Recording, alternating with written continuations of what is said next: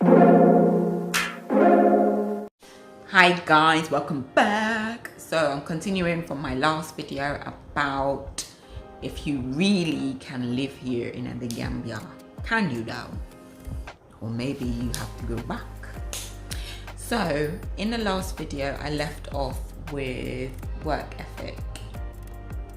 So the next point that I was going to explain was business, running a business here, depending on the type of business as well, it can be so stressful. Like in terms of having resources, and I'm going to talk from the restaurant business because the majority of people have restaurants here or plan to or have opened one or something like that. In terms of getting the same resources, like for instance, you've created a menu, it's beautiful. You go to the restaurant and then you say, oh, can I have this? We don't have that. Can I have this? We don't have that. Can I have this? We don't have that. What do you have? We have this and this. That happens so often, and to be fair, it's not the restaurateur's fault. It's just that sometimes you can get access to things here and it's plentiful. There. Then all of a sudden, bam. Or prices just all of a sudden go up. So then that creates different margins for you and your business. It happens all the time, and there's no pre-warning, it just goes up. I suppose that happens in most countries anyway. Yes, and then you have a lot of stealing. So, and the thing is, I'm not saying this doesn't happen anywhere else, because I know it does, but yeah, you have to be very mindful of your staff, who's holding the money, who's taking in the money. Like for me, I just feel like it's too much stress for me anyway. I don't know about anybody else. And then not only that, you might have issues with your generator, or if you have an AC and then trying to get that fixed, or your fridges, or there's always something. And then especially because of the electricity going on and off, it can really mess up some of your appliances. So there's that too. I've heard of people having to sack people because of stealing, and it's like, how do you really, I don't even know if going to the police would make any difference. I'm literally trying to think, how would you prove specifically? I'm not saying that the person wasn't or whatever, just talking hypothetically, but that's another thing. The police here, what's the point? What's the point?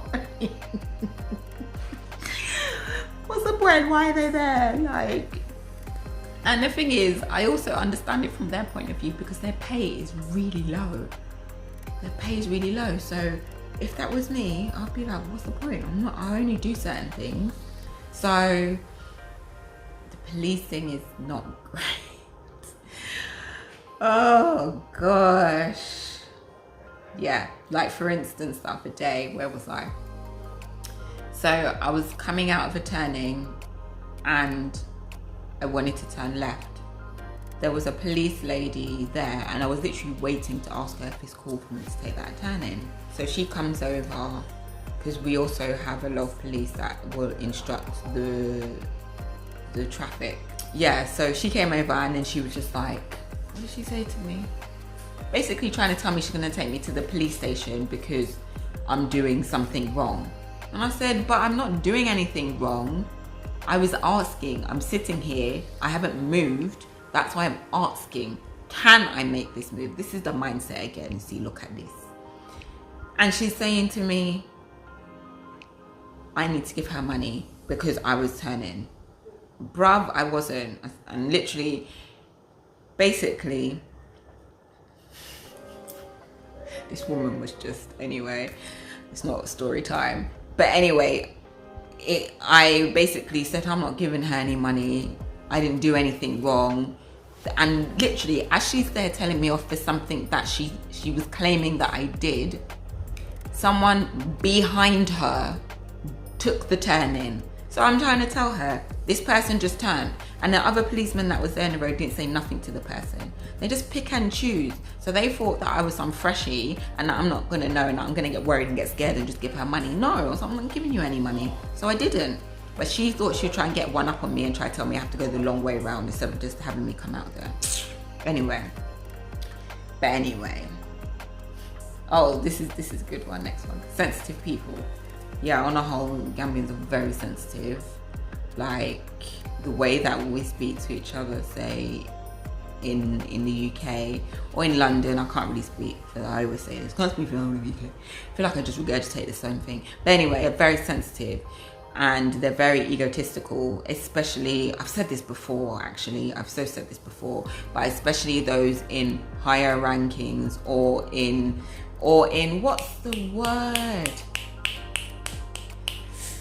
Can't think. But you know, like for instance, like a police officer or a doctor, because they think that they're so, you can't tell them nothing about their job. How can you tell me about my job? I know my job, or when usually they don't know, and they just, you know, the ego is very fickle.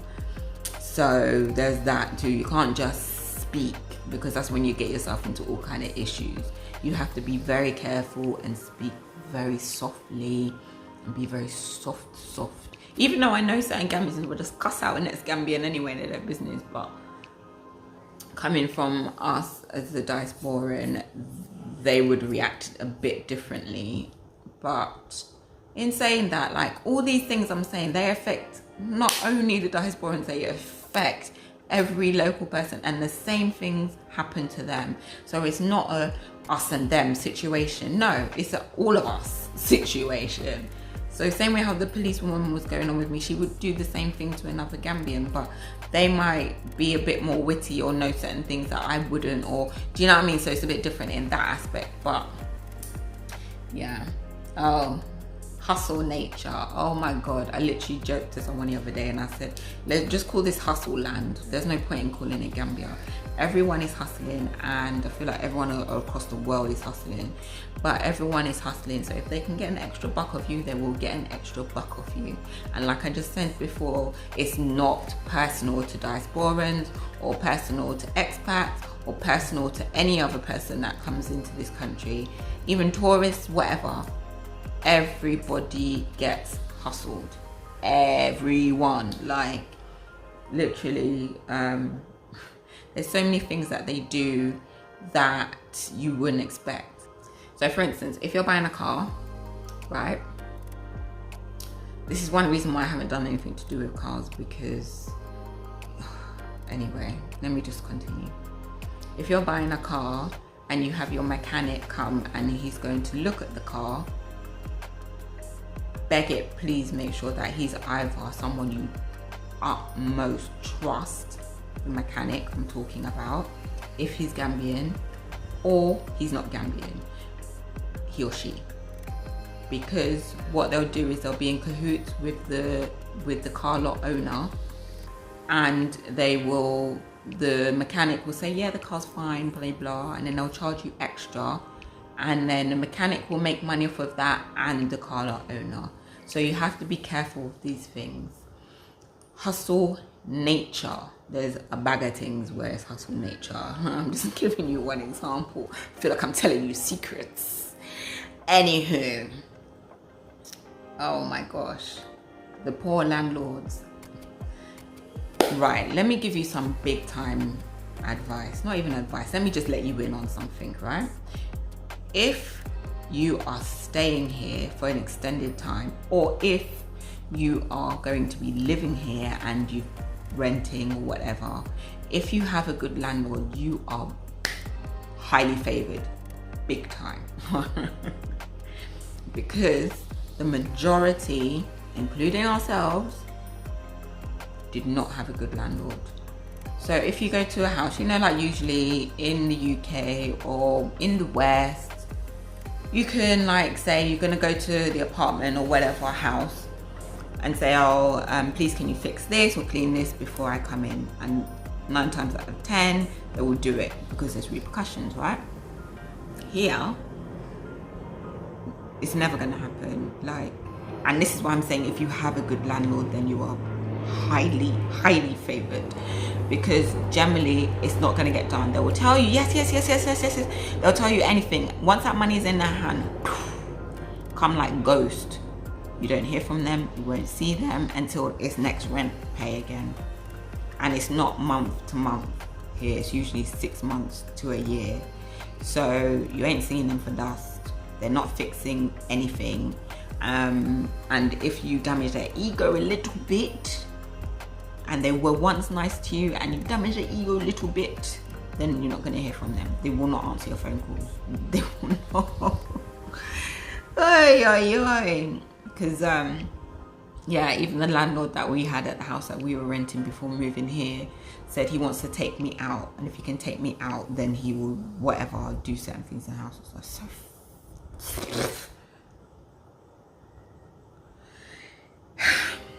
yeah, so landlords are terrible, like terrible. And ours wasn't even that bad. Some people have had it real bad with their landlords, like real bad. So I'm just grateful ours wasn't even that bad. And then I know of somebody whose landlady actually, she was wonderful. Any little issue, she would fix it. You would call her, whatever, she would fix it, no problem. But the majority of people I know, including us, they're just terrible. Unless they see money in their handpiece, you don't see them. And then when they're coming to collect the money, they'll tell you all the excuses in the world and promise you this and this and this and that. And it's not happening. So the charm effect here is big. Oh yeah, poor policing. I already mentioned that, didn't I? Yeah, the policing is...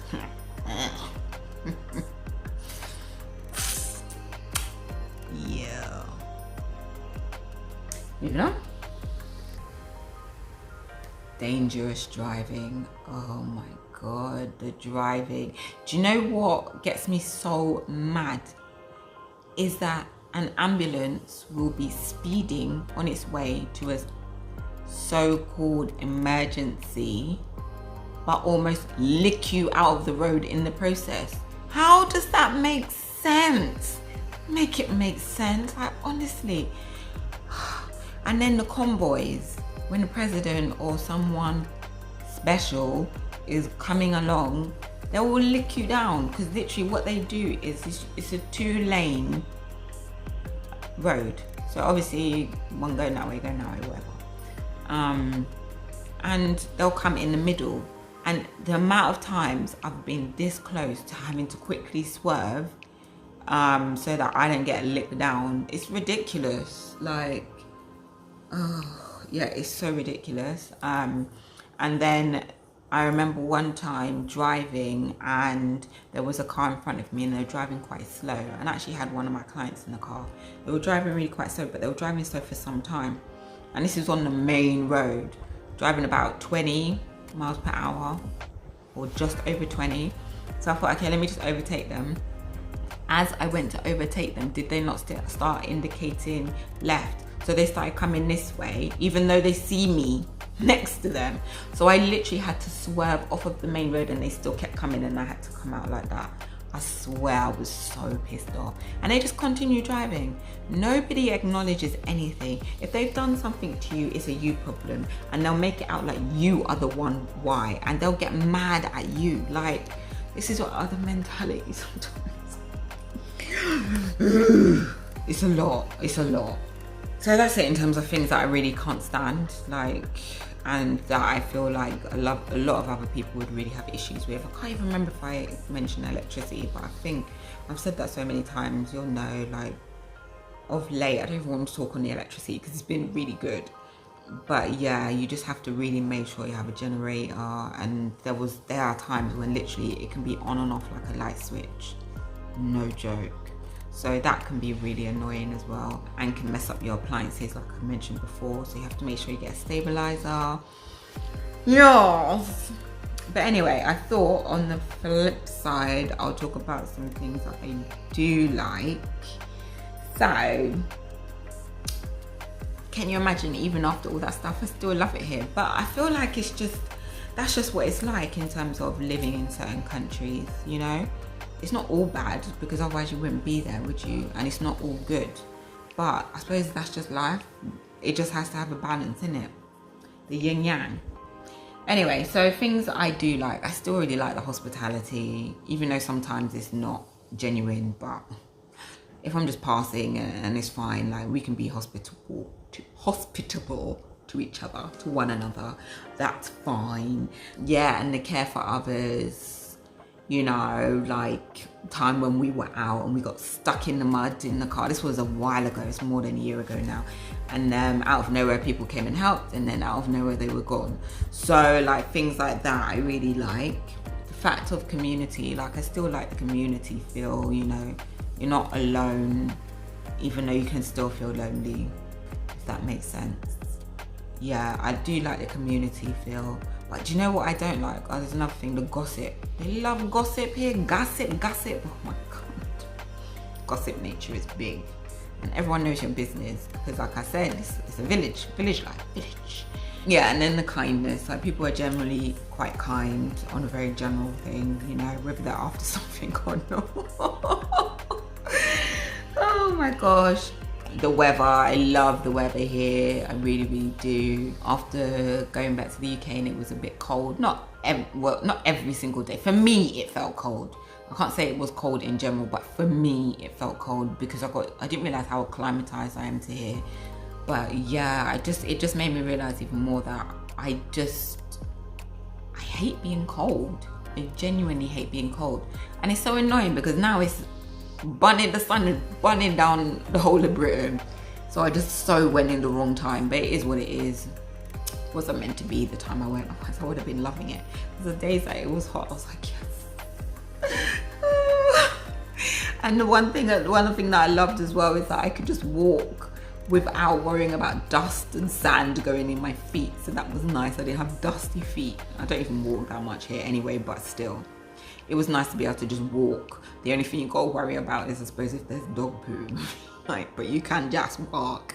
And it was really nice to walk. And I'm going on, and I wasn't talking about the UK. I'm supposed to be talking about Gambia. Anyway, yeah, so my self-growth, I feel like I've grown quite a lot in knowing myself, and I'm still obviously growing. Growing never stops. And I love that part. I feel like maybe I get the time to stop and think a bit more because I can definitely get really busy, but I'm not as,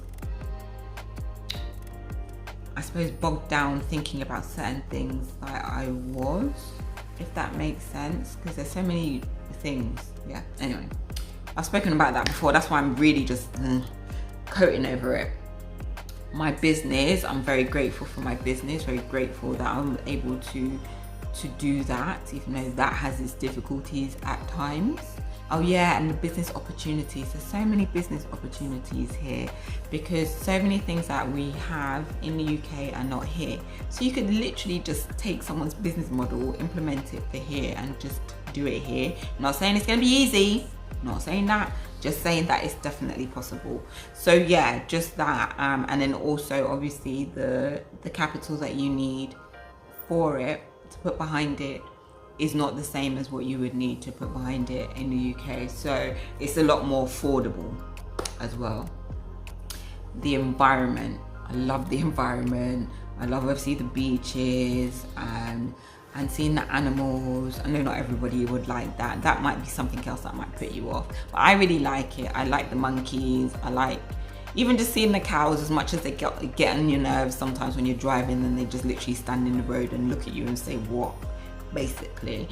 But yeah, I do like all that. It's just nice to have more nature around me, which is something I just didn't really have where I lived in the UK. But obviously I know it's accessible there, but it just depends on your location, where you live, etc, etc. And then my creativity, I feel like being in this climate and this type of environment really helps my creativity in a way that it was different before. I'm not saying that I wasn't, because I definitely was, but it's just different. So I just feel like even in clothing, because obviously, you know, I love the hot weather, so I love the clothing that comes with it. And then obviously I wasn't able to always wear those types of clothes in the UK, but on the flip side, I do miss a really nice coat, a really nice jacket, just because I just love clothes. So even the other day I saw this really nice jacket in this shop and I wanted it so badly, but I was like, and do what with it? I'm not gonna lie, there are times when you definitely need to put a jacket on, but I looked at it and thought, does it really make sense? I've got whatever I've got, I don't really need it, but I really loved it. So things like that I miss. Like, I miss the style and fashion of changing seasons, but that's it. I don't like the cold. Yes, so all of those things that I mentioned in terms of what I like is what gravitate me here. Everyone has different reasons, everyone feels differently about Gambia, and sometimes it's just not enough, which I can completely understand. And especially more recently, I definitely have said things like, you know, I can understand if Gambia is not for you. Totally understand it, because like I told you, I cuss about things on a daily nature. Yeah, and your patience level has to be up there, and I'm still working on that. I don't even know if it's ever really going to change. I feel like I have gotten a little bit more accepting and patient of certain things, but certain things, no, I just don't think it's going to change. I think it's just there. I don't know, who knows? But yeah, I can completely understand if Gambia is not for you. But yeah, I think the one sad thing is all the things that I said that annoy people here. It's not just annoying to us as diasporans, as expats, as whomever, tourists, whatever. It's annoying to everyone. And can you imagine certain Gambians, they've had to live with this for X amount of years. I've only been here for 2 years, so I can't really and truly, as much as I say I love it here right now, who knows how I'm going to feel in the next 5 years, or even 10 years, or even 2 years. I might be like, do you know what, I've had enough even myself. I don't know. Right now, that's not how I feel. Right now, I really enjoy it. Right now, I know that I still would like to live outside of the UK. It might not always be Gambia. It might be somewhere else. I might fall in love with somewhere else and have the same kind of things, because the things that I do like are quite interchangeable, and I could find that in other places too. So, you know, but the one thing that I feel like is grounded that I definitely wouldn't get is, well, maybe, I don't know, is a sense of feeling home, which I never had before. So I don't know, but who knows? I haven't gone to other places. I mean, I've lived in one other country before, but it wasn't for this extent. This time, it's my time. So who knows?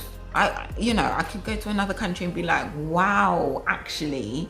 So, you know, who knows? But yeah, everything that I mentioned, local Gambians are affected by it too. The same hustling, the same everything. Yeah, so I just thought I wanted to do this video because I basically haven't really spoken about Gambia for some time. Also, in my last video where I was talking about the UK, I don't want anyone to think that I think that Gambia is this perfect place over the UK, which I don't, because it really isn't. For me, certain aspects of it I really like, but I completely understand if you do not like it here and you don't want to live here.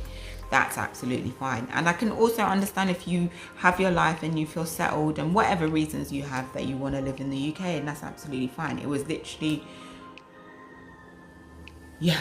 Anyway, I feel like I've explained that so many times I don't want to go over it. I feel like in terms of where you feel home, it's just more of an innate feeling, and that can be in any corner of the world.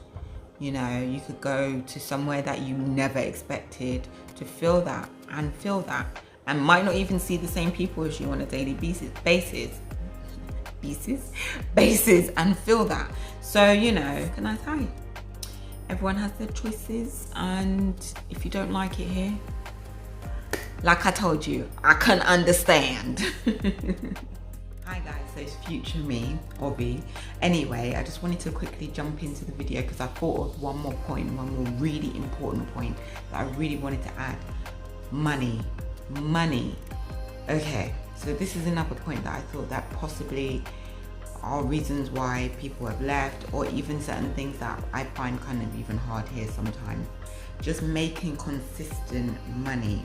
Because there's time periods, and I don't know if it's because of the raining season, and then obviously that causes other issues that I had mentioned beforehand.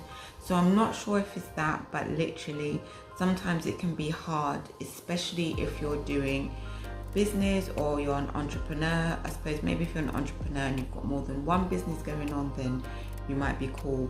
But that's the one thing that I would give them, one major piece of advice. Even if you do have a business here, you need to have more than one stream of income coming in some kind of capacity, and try to also get income from wherever you are coming from, especially if the currency is a bit stronger than the Dallas is, because boy, when I tell you, sometimes it can be a bit of a struggle.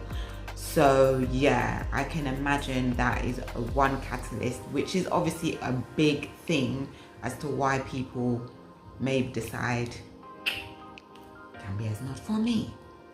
But for me right now, like I said, I'm still happy being here, but I will never say never. I'll never say that. I will never, actually I have said that before, but anyway, let me go back. I will never say that I would never leave here to live somewhere else. It will always be in some kind of hot, warm climate. So yeah, I can't see me ever going back to London on a permanent basis. I just don't feel like it fits for me, just for other things as well. But like I said, I mean, really and truly, I can never say never to anything, because I don't know what's happening in the next few hours, let alone in the next few years or even the next few months. So, but yeah, I thought that was another important bit I need to just add in there. Anyway, see you later. Bye. So, I suppose I'm gonna ask you, do you think Gambia is for you? Let me know. Anyway, thank you for watching, and I will see you in my next video. Take care, love and blessings. Mwah.